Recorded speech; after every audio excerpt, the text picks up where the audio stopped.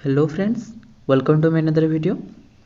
तो ये वीडियो में आज आलोचना करबा जो +3 फोर्थ सेमिस्टर देबाक थिला पिला मानकर जो जीई पेपर अछि बा जनरल इलेक्टिव पेपर अछि जो पॉलिटिकल साइंस से पिला मानकर जो सेकंड यूनिट थिला सुशासन बा गुड गवर्नेंस तार रिलेटेड आज किछि शॉर्ट क्वेश्चन हम ए वीडियो आलोचना करबा एवं या परवर्ती समय यार लॉन्ग क्वेश्चन मु नहीं आसीबी से हम चैनल को आप सब्सक्राइब कर रखते और ऑल नोटिफिकेशन बेल को प्रेस कर रखते जहाँफल जो वीडियो अपलोड करी आप सर्वप्रथम पाइपर।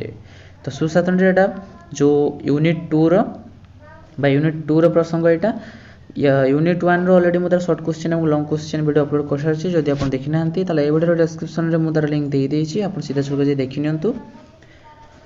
तो आपन जदि हम टेलीग्राम ग्रुप रे जॉइन होय चाहछंती तार लिंक मध्ये मु ए वीडियो डिस्क्रिप्शन में दे देछि आप सीधा सलख जाई देखि नियंतु। तो जो विषय भित्तिक जो विश्लेषण आम उपस्थापन कराई निश्चित आपण मैंने कॉलेज बा जो आम श्रेणी रे पढ़ी थे ता बाद मध्य जो टेक्स्ट किसी दि जाइए मो आलोचना करना आप निजे एटा आलोचना करी नोट डाउन करनी।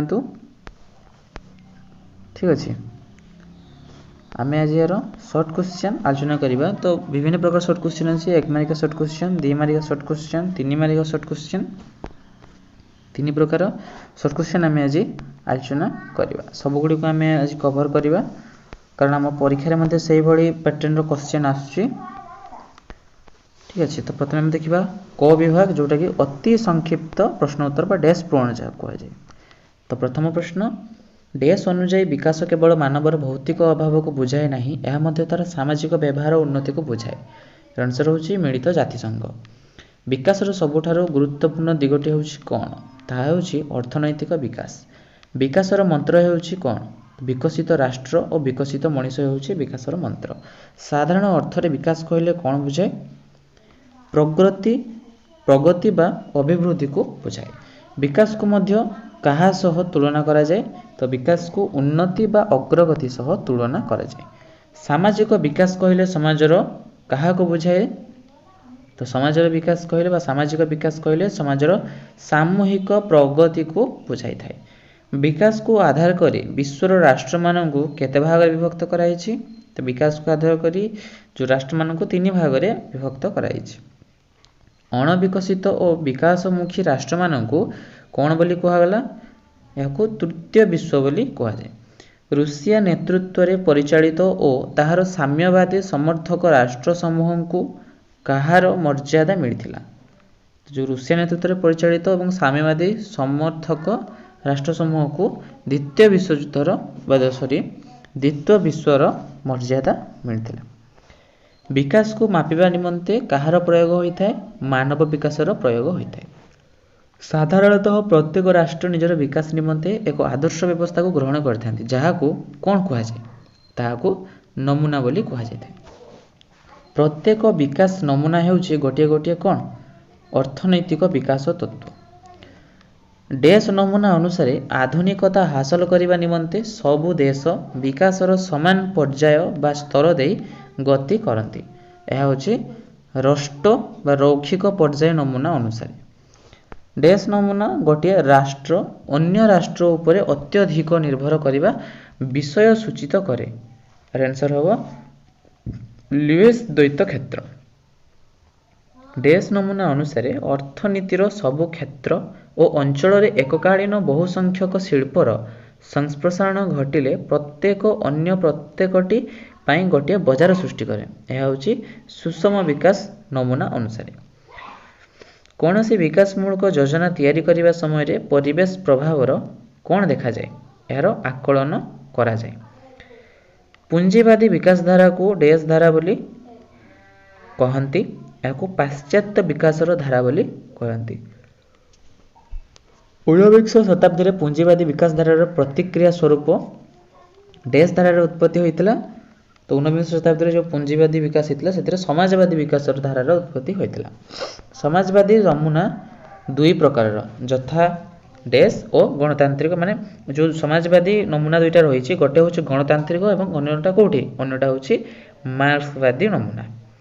धारणीय विकास को कौन बोली कहा जाए धारणीय विकास को अबारित विकास बोली मध्य कहा जाए। डैश धारणीय विकासर संज्ञा निरूपण करी कहिथिले जे विकास प्रणाली एपरि हेबा उचित जहाँ वर्तमान पीढ़ीर सर्वनिम्न आवश्यकता को पूरण करने सहित भविष्यतर वंशधर मानक अधिका नहेले समान सुविधा और समृद्धि प्रदान करिबारे समर्थ हेबो। एटा ब्रुंडलैंड कमिशन कहिथिले। मृत्तिका जल वायु इत्यादि कहार उपादान अटे। एटा अजैविक परिवेशर उपादान अटे।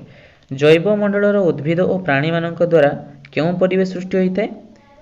तो जैव मंडल उद्भिद प्राणी मानक द्वारा जैविक परिवेश सृष्टि होता है। देश कहिले जनसंख्या और जनबसति एवं राजनैतिक तथा सामाजिक अनुष्ठान व संगठन को बुझाई थाए। एटा मानवीय परिवेश कहिले जनसंख्या और जनबसति इत्यादि को बुझाई थाए। मानवीय परिवेश परस्पर को प्रभावित करने फल कौन सृष्टि हुए? तो मानवीय परिवेश परस्पर को प्रभावित करने फल संपूर्ण परिवेश सृष्टि हुए। प्रशासन शब्दटी क्यों शब्द आसी? एटा ग्रीक शब्द। प्रशासन अर्थ कौन? अर्थ होची स्टीयर करवा। प्रथम थर पर प्रशासन शब्दटी कौन ठारे व्यवहार करथिले बा किए व्यवहार करथिले? एटा होची प्लाटो व्यवहार करथिले। देश होची शासन करवा, प्रशासन होची शासन करवा, प्रशासन ही शासन करथे। इंग्राजी भाषा रे प्रशासन शब्दटी को क्यों क्यों आदि अर्थ रे व्यवहार करा जायछि? तो इंग्राजी शब्द रे गोटे होची प्रभुत्व आ गोटे होची क्षमता प्रकाश। देश रो स्थान नेला सुप्रशासन। तो पारंपरिक प्रशासन रो स्थान होची सुप्रशासन। देशंकर वार्ता सर्वनिम्न सरकार शासन बा मिनिमम गवर्नमेंट आ गोटे मैक्सिमम गवर्नेंस को जदि सुचारू रूपे कार्यकारी करा जिवो तेबे आम राष्ट्र रे सुशासन प्रतिष्ठा हेबो। एथिरे संदेह नाही। एटा किए कहिथिले? एटा श्री नरेंद्र मोदी। देश आईन ह शासन प्रसार करिथाय। उत्तम प्रशासन आईन रो एटा आईन हो नुहे, एटा आईन रो शासन प्रसार करिथाय। सुशासन रो चारोटी उपादान सब कौन? गोटे होची उत्तरदायित्व, आ गोटे आईन रो शासन, आ गोटे स्वच्छता, आ गोटे सहभागिता। देश दाबी करथिले जे इतिहास रो अंत होईछि बोली। एटा फ्रांसिस फकुयामा दाबी करथिले। काहांको चिंताधारा अनुसार गणतंत्र रे जनमत को ईश्वरंको बाणी सह समान विवेचना करा जाय थाए। एटा रूसंको चिंताधारा अनुसार। देश रे प्रकाशित हेला परे अव्याहित विकास विषयटी सबु स्तर रे जनप्रिय होई परिछि एवं समस्तंको दृष्टि आकर्षण करिछि। एटा आम मसीहारे आम सामूहिक भविष्यत बा ब्राटलैंड रिपोर्ट देश रे सन्निवेशित अव्याहत विकासर संज्ञा उल्लेखयोग्य। एटा आम सामूहिक भविष्यत रे सन्निवेशित अव्याहत विकासर संज्ञा उल्लेखयोग्य। देश कहिले सही प्रक्रिया को बुझाए जहाँ भविष्यत पीढ़ीर आवश्यकता पूरण करिवार क्षमता को ह्रास न करी वर्तमान पीढ़ीर आवश्यकता पूरण करिवारे साहाय्य करथाय। एटा होची अव्याहित विकास कहिले। परिवेशविद और संरक्षणवादी मानकु कोन कहै जायछि? सेमेनकु नियो मैथोलॉजिशियन कहै छै। कोन कहिले भूपृष्ठ और ताहार निम्न और ऊर्ध्वभाग थिबा समस्त प्राकृतिक उपादानर समाहार को बुझाए जहाँ जीव जगत बंची रही वंशवृद्धि करने प्रक्रिया को प्रत्यक्ष भाव साहाय्य करथाए। एटा पर्यावरण कहले। पृथ्वी पृष्ठर 10 रु 15 किमी उपरे वायुमंडल एक छटिया स्तर थाए ताहाको कोन बोली कहा जाय थाए? एटा को ओजोन स्तर बोली कहा जाय थाए। ओजोन स्तर क्षय हेबा द्वारा अधिक परिमाण रे अति क्यों रश्मि पृथ्वी ठारे पड़थेटा आम समस्त जानिछे। एटा होची अति बाइगणी रश्मि। जलपूरित जमीरु क्यों बाष्प निर्गत होई पृथ्वी पृष्ठ को उत्तप्त करुछि? सेटा होची मिथेन बाष्प बा मिथेन गैस। देश हिसाब पत्र एक मौलिक परिचालनागत उपाय। यह संपृक्त संगठन बा संसार व्यवस्थित प्रलेखित समयक्रमिक एवं उद्देश्यर मूल्यायन अटे। एटा होची परिवेश हिसाब पत्र। तो एठारे हमर अति संक्षिप्त प्रश्नोत्तर समाप्त होईछि। एबे हम देखिबा 1 नंबर संबलित प्रश्नोत्तर बा गोटे शब्द रे जोगुडा यार आंसर आसे। जेउ शासन केतेक मूल्यबोध उपर पर्यवसित होई निजर गुणवत्ता और दक्षता द्वारा समाज एवं एठारे बसवास करुवा जनसाधारणकर सामाजिक और अर्थनैतिक विकास साधन करि पारे ताहाकू कोन कहा जाय? ताहाकू सुशासन कहा जाय। प्रशासन शब्दटी क्यों शब्द आछि? हम आलोचना कले ग्रीक शब्द। प्रथम थर पई प्रशासन शब्दटी को किए व्यवहार करथिले? याकू प्लाटो व्यवहार करथिले। मिनिमम गवर्नमेंट आ गोटे मैक्सिमम गवर्नमेंट एटा कहार वार्ता? एटा मध्ये आलोचना कले एटा नरेंद्र मोदी वार्ता। 1982 ମସିହାରେ କେଉଁ ଆନ୍ତର୍ଜାତିକ ସଂସ୍ଥା ନିଜ ରିପୋର୍ଟରେ ଉଲ୍ଲେଖ କରିଥିଲେ ଯେ ସୁଶାସନ ଏକ ରୀତି ଯେଉଁଠାରେ ରାଷ୍ଟ୍ରର ବିକାଶ ନିମନ୍ତେ ରାଷ୍ଟ୍ରର ଅର୍ଥନୈତିକ ଓ ସାମାଜିକ ସମ୍ବଳର ସଠିକ୍ ପରିଚାଳନା କରାଯାଇପାରିବ। ଏଇଟା ବିଶ୍ୱ ବ୍ୟାଙ୍କ। ଏଫିସିଏନ୍ସି ଇକୋନୋମି ଏବଂ ଇଫେକ୍ଟିଭନେସ୍ को कौन कहा जाए एटाको 3 बोली कहा जाए। डिसेंट्रलाइजेशन, डिलीगेशन, डिब्यूरोक्रेटाइजेशन एवं डेमोक्रेटाइजेशन को कौन कहा जाए याको 4DS बोली कहा जाए। साधारण अर्थ रे विकास कहले कौन बुझाए? विकास कहले अभिवृद्धि को बुझाई थाए। धरणीय विकास को कौन कहा जाए याको अबारित विकास बोली कहा जाए। वर्तमान पीढ़ीर आवश्यकता को मेंटाइबा सहित आगामी पीढ़ीर आवश्यकता को मेंटाइबा को समर्थ हेबाको कौन कहा जाए एटाको धरणीय विकास कहा जाए। केउं रिपोर्ट प्रकाशित होला परे अव्याहत विकास विषयटी सबु स्तर रे जनप्रिय होई परिছে एटा ब्रैडलैंड। या पर हम देखिबा संक्षिप्त उत्तरमूलक प्रश्न बा 2-3 वाक्य रे जो आंसर दिया जाय थाए। अव्याहत विकास कौन? अव्याहत विकास कहले सही प्रक्रिया को बुझाए जहाँ भविष्यत पीढ़ीर आवश्यकता पूर्ण करिवार क्षमता को ह्रास न करी वर्तमान पीढ़ीर आवश्यकता पूर्ण करिवारे सहाय्य करथाय। नियो मैथुशियन माने कौन विश्वास करती? एमाने विश्वास करती वर्तमानर धारा अव्याहत रहिले खूब शीघ्र पृथ्वी एक अत्याधुनिक जनबहुल और प्रदूषित स्थान रे परिणत हेब जोठारे अत्यधिक राजनैतिक और अर्थनैतिक अस्थिरता देखादेव। पर्यावरण कहले कौन बुझ? पर्यावरण कहले भूपृष्ठ और ताहार निम्न और ऊर्ध्व भाग रे थिबा समस्त प्राकृतिक उपादानर समाहार को बुझाए जहाँ जीवजगत बंची रही वंशवृद्धि करिबा प्रक्रिया को प्रत्यक्ष भावे सहाय्य करथाय। प्राकृतिक परिवेश क्या कहा जाए? प्राकृतिक परिवेश जल स्थल वायु उद्भिद और प्राणी मानक नहीं गठित एही परिवेश रे उभय सजीव और निर्जीव पदार्थ गुड़िक रही था। यहाँ को प्राकृतिक परिवेश कहा जाए। परिवेश प्रदूषण दुईटी मुख्य कारण कौन? गोटे हूँ द्रुत जनसंख्या वृद्धि और अन्यटी क्रमवर्धमान हार में बढ़ी चली उपभोक्तावाद। अनुमोदित विकास कौन? परिवेशर सूक्ष्म संतुलन को नष्ट न करी और परिवेश प्रदूषण तथा बहुसंख्यक लोकों को उद्बास्तु न करी समाजर जो विकास साधित हुए ताहाको अनुमोदित विकास कहा जाए। सबुज प्रशासन कौन? सबुज प्रशासन रे परिवेशर सुरक्षा को गुरुत्व दिया जाए नीति नियम को प्रस्तुत करा जाए एवं एहार प्रचलन द्वारा हेउथबा समूह परिवेश को किपरि भाबरे प्रभाव पकाउची ताहाको निरीक्षण करिथाय। स्वच्छ प्रजुक्ति कहिले कौन बुझ?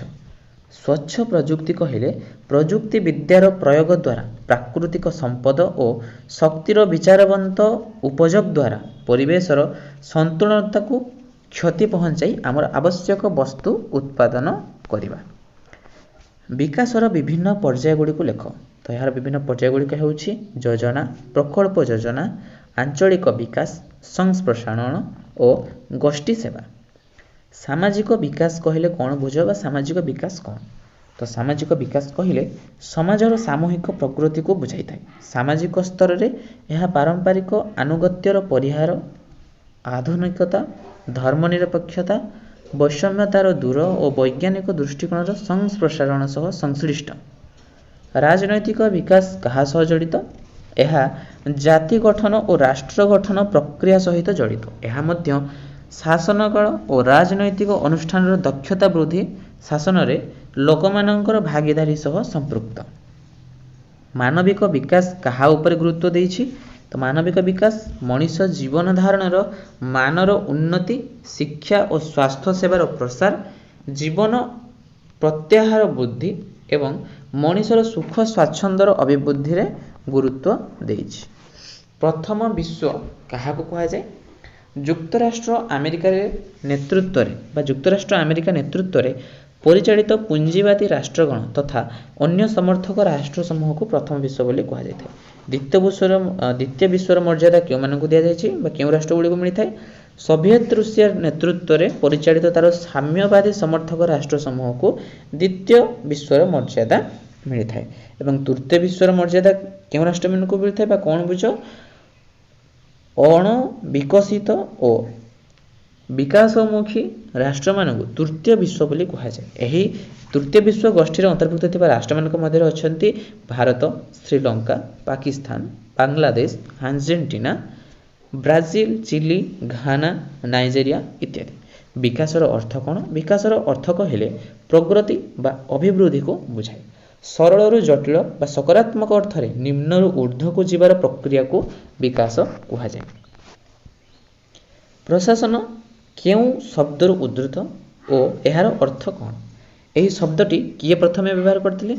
ଆଚ୍ଛା, ପ୍ରଶାସନ ଶବ୍ଦଟି ଗ୍ରୀକ୍ ଶବ୍ଦରୁ ଉଦ୍ଧୃତ, ଯାହାର ଅର୍ଥ ହେଉଛି ଷ୍ଟିଅର କରିବା। ପ୍ରଥମ ଥର ପାଇଁ ଏହାକୁ ପ୍ଲାଟୋ ବ୍ୟବହାର କରିଥିଲେ। ଇମ୍ପୋର୍ଟାଣ୍ଟ କ୍ୱେଶ୍ଚନ୍ ରହୁଛି। ସୁଶାସନ କହିଲେ କ'ଣ ବୁଝ? ଏହା ମଧ୍ୟ ଗୋଟେ ଇମ୍ପୋର୍ଟାଣ୍ଟ କ୍ୱେଶ୍ଚନ୍। ସୁଶାସନ କହିଲେ ସାଧାରଣତଃ ସେହି ଶାସନକୁ ବୁଝାଏ ଯେଉଁ ଶାସନ କେତେକ ମୂଲ୍ୟବୋଧ ଉପରେ ପର୍ଯ୍ୟବେସିତ ହୋଇ ନିଜର ଗୁଣବତ୍ତା ଓ ଦକ୍ଷତା ଦ୍ୱାରା ସମାଜ ଓ ଏଠାରେ ବସବାସ କରୁଥିବା ଜନସାଧାରଣଙ୍କ ସାମାଜିକ ଓ ଅର୍ଥନୈତିକ ବିକାଶ ସାଧନ କରିପାରେ। 3Es ଓ 4Ds କ'ଣ?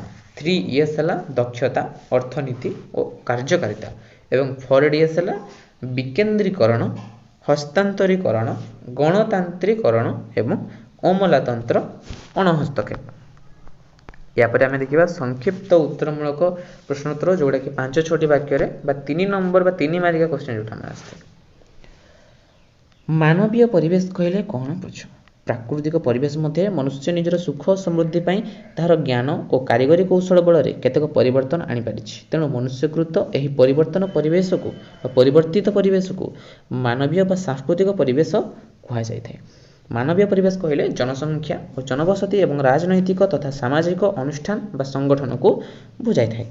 संपूर्ण परिवेश क्या कहुए? प्राकृतिक बा मानवीय परिवेश परस्पर को प्रभावित करथांती। एहार फलस्वरूप संपूर्ण परिवेश सृष्टि हुए। यही परिवेश 3टी मुखमंडल यथा भौतिक, जैविक, मानवीय मंडलर पारस्परिक संबंधर समाहार जोगु होइथाए। बजार अर्थनीति कौन? बजार अर्थनीति अनुसार उपभोक्ता मानकर विशेषकर धनी गोष्ठीर रुचि और चाहिदा को अधिक गुरुत्व दि जाए। तेणु यही उपभोग सामग्री यथा शौखीन आसबाबपत्र, हाथीदांत निर्मित विलास सामग्री, एयर कंडीशनर, रेफ्रिजरेटर प्रभृतिर चाहिदा वृद्धि पाए। यही चाहिदा को पूरण करने बजार अर्थनीति सर्वदा तत्परता प्रकाश करिथाए। धारणीय मानव विकास किपरि स्वीकृति लाभ करिछि? जीवन धारण मानरे उन्नति साधन समस्त व्यक्ति सामूहिक तथा सरकारी कार्यक्रम प्रधान लक्ष्य। यही मानर क्रमागत उन्नति हासिल करने अर्थनैतिक विकास अब्याहत होगा जरूरी। यही दृष्टि धारणीय विकास हासिल संप्रति प्रत्येक देशर योजना प्रणयन और रूपायनकारी तथा नीति निर्धारण व निर्धारक मानकर अन्यतम लक्ष्य भाव में स्वीकृति लाभ करिछि। अब्याहत विकास केउं रिपोर्टर सर्वप्रथम उल्लेख करा जायछि एवं किभଳି जनप्रिय होई पारिछि? प्राकृतिक संरक्षण पई आंतर्जातिक संघ द्वारा 1980 मसीह प्रकाशित विश्व संरक्षण कौशल रिपोर्ट रे अब्याहत विकास विषयटी सर्वप्रथम उल्लेख करा जायछि। परिवेश और विकास पई विश्व कमिशन द्वारा 1981 मसीह आम सामूहिक भविष्यत बा ब्रॉडलैंड रिपोर्ट प्रकाशित होला परे अब्याहत विकास विषयटी सब स्तर रे जनप्रिय होई पारिछि। अम्ल वर्षा किपरि सृष्टि हुए? तापज विद्युत केन्द्र, कल कारखाना, तैल विशोधनागार और जानवाहन व्यवहार जोगु सल्फर डाइऑक्साइड तथा नाइट्रोजेन ऑक्साइड इत्यादि बाष्प निर्गमन होता है। यही विषाक्त बाष्प जलांश और वर्षा सह मिसी विभिन्न प्रकारर अम्ल तैयारी करे। यह वर्षा आकार रे भूपृष्ठ को आसे, सेटा को अम्ल वर्षा कहा जाए। ओजोन स्तर क्या कहुए और यह जीवजगत किपर रक्षा करे? पृथ्वी पृष्ठर 10 ରୁ 15 किमी ऊपर वायुमंडल गोटे छटिया स्तर थाए, ताहाको ओजोन स्तर कहुए। यह अम्लजानर एक कठिन और घनीभूत अवस्था। सूर्यंक ठारू पृथ्वी पृष्ठ को आसुथुवा अनेक क्षतिकारक रश्मि यथा अतिबाइगणी रश्मि को ओजोन स्तर अटकाई दिए। सुतरां ओजोन स्तर क्षतिकारक रश्मि प्रभाव जीवजगत को कवच भली रक्षा करिथाए। परिवेश ସଚେତନମୂଳକ କାର୍ଯ୍ୟକ୍ରମ କାହିଁକି ଗ୍ରହଣ କରାଯାଏ? ପରିବେଶର ପ୍ରଦୂଷଣ ଜନିତ ସମସ୍ୟା ଓ ଏହାର ପ୍ରଭାବରୁ ମାନବ ସମାଜକୁ ତଥା ସଭ୍ୟତାକୁ ବଞ୍ଚାଇବାକୁ ହେଲେ ପ୍ରତ୍ୟେକ ରାଷ୍ଟ୍ର ସେମାନଙ୍କର ନୀତି ନିର୍ଦ୍ଧାରଣ ଆଭିମୁଖ୍ୟକୁ ପରିବର୍ତ୍ତନ କରିବା ପାଇଁ ପରିବେଶ ସଚେତନମୂଳକ କାର୍ଯ୍ୟକ୍ରମ ଗ୍ରହଣ କରିଥାନ୍ତି। ପରିବେଶ ଶିଳାଗାର କହିଲେ କ'ଣ ବୁଝିଥାଏ? ପରିବେଶ ଶିଳାଗାର ଦ୍ୱାରା ଲୋକମାନଙ୍କ ମଧ୍ୟରେ ସଚେତନ ବୃଦ୍ଧି କରାଯିବା ଦରକାର, କାରଣ ଯେଉଁ ପରିବେଶ ଏବଂ ପ୍ରକୃତିରେ ଆମେ ରହୁଛୁ ତାହା କେବଳ ମଣିଷ ରହିବା ପାଇଁ ନୁହେଁ, ଆମ ପରିବେଶ ଉପରେ ବାସ କରୁଥିବା ସମସ୍ତ ବୃକ୍ଷଲତା ଏବଂ ଜୀବଜନ୍ତୁମାନଙ୍କର ମଧ୍ୟ ଅଧିକାର ରହିଛି। ପରିବେଶର କେଉଁ 4ଟି ଦିଗ ଅତି ବିପନ୍ନ ମନେ ହେଉଛି? ସେହି 4ଟି ଦିଗ ହେଉଛି ଜନସଂଖ୍ୟାର ବୃଦ୍ଧି, ପ୍ରତ୍ୟେକ ବ୍ୟକ୍ତିର ଅଧିକ ଅପଚୟ, ଏଟା ପ୍ରଥମ ଯେଉଁ ଦିଗ। ଦ୍ୱିତୀୟ ଦିଗ ହେଉଛି ପାରିପାର୍ଶ୍ୱତନ୍ତ୍ରର ଜୀବଧାରଣ କ୍ଷମତାର ହ୍ରାସ, ତୃତୀୟ ହେଉଛି ସମଗ୍ର ପୃଥିବୀରେ ବାୟୁମଣ୍ଡଳରେ ପରିବର୍ତ୍ତନ, ଶେଷଟି ହେଉଛି ଜୈବ ବିବିଧତାର କ୍ଷୟ। ସବୁଜ ପ୍ରଶାସନ ପାଇଁ ନୀତିନିୟମ ପ୍ରସ୍ତୁତ କଲାବେଳେ କେଉଁ ପଦକ୍ଷେପମାନ ଗ୍ରହଣ କରାଯିବା ଉଚିତ?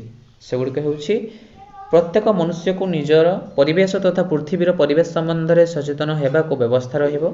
ପ୍ରତ୍ୟେକ ବାସସ୍ଥାନରେ ଗଛ ଓ ବୃକ୍ଷରୋପଣ କରିବା ଏବଂ ଏହାର ଯତ୍ନ ନେବାକୁ ଆବଶ୍ୟକୀୟ ନିୟମ ରହିବ। ଧନୀ ଦେଶର ଲୋକମାନେ ପ୍ରାକୃତିକ ସମ୍ବଳର ଅଧିକ ଅପଚୟ ନ କରି ଆଧୁନିକ ବିକଳ୍ପ ପଦ୍ଧତିକୁ ଗ୍ରହଣ କରିବାକୁ ପଡ଼ିବ। ପ୍ରତ୍ୟେକ ବ୍ୟକ୍ତି ପରିବେଶ ସମ୍ପର୍କିତ ନିୟମଗୁଡ଼ିକୁ ମାନିବାକୁ ପଡ଼ିବ। କୌଣସି ପ୍ରକଳ୍ପର ଯୋଜନା ପ୍ରସ୍ତୁତ କରାଯାଉଥିବା ଅବସ୍ଥାରେ କେଉଁ ବିଷୟଗୁଡ଼ିକ ପ୍ରତି ଦୃଷ୍ଟି ଦେବା ଉଚିତ? ସେଗୁଡ଼ିକ ହେଉଛି କୌଣସି ପ୍ରକଳ୍ପର ସମସ୍ତ ଉଦ୍ଦେଶ୍ୟ ପୂରଣ କରିପାରୁଥିବା ଭଳି ଅନ୍ୟ ବ୍ୟକ୍ତି ବିକଳ୍ପ ପନ୍ଥା ଅଛି କି ନାହିଁ ତାର ତଦାରଖ କରିବା, ପ୍ରସ୍ତାବିତ ପ୍ରକଳ୍ପ ପାଇଁ କିଛି ବିକଳ୍ପ ସ୍ଥାନର ସନ୍ଧାନ, ପ୍ରସ୍ତାବିତ ପ୍ରକଳ୍ପର ବିକଳ୍ପ ସ୍ୱରୂପମାନଙ୍କର କାର୍ଯ୍ୟପ୍ରଣାଳୀ, ବିକଳ୍ପ ସ୍ଥାନର ନକ୍ସା ଏବଂ ଅନ୍ୟାନ୍ୟ ସୁବିଧା ସୁଯୋଗକୁ ପରୀକ୍ଷା କରିବା। ରାଷ୍ଟ୍ର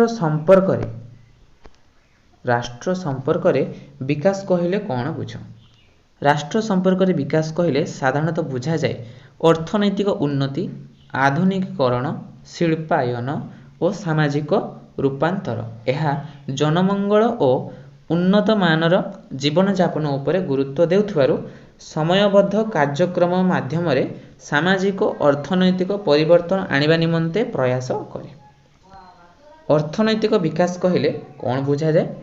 ଅର୍ଥନୈତିକ ବିକାଶ ହେଉଛି ଏକ ପ୍ରକ୍ରିୟା ଯାହାଦ୍ୱାରା ସରଳ ତଥା ନିମ୍ନ ଆୟକାରୀ ଜାତୀୟ ଅର୍ଥନୀତି ଗୁଡ଼ିକ ଆଧୁନିକ ଶିଳ୍ପ ଅର୍ଥନୀତିରେ ରୂପାନ୍ତରିତ ହୁଅନ୍ତି। ଅଭିବୃଦ୍ଧି ଲାଭ କରୁଥିବା ଏକ ଅର୍ଥନୀତିରେ ଦାରିଦ୍ର୍ୟ, ଅସମତା ଓ ବେକାରୀ ହ୍ରାସ ବା ଦୂରୀକରଣ ଦ୍ୱାରା ଅର୍ଥନୈତିକ ବିକାଶ ଘଟେ।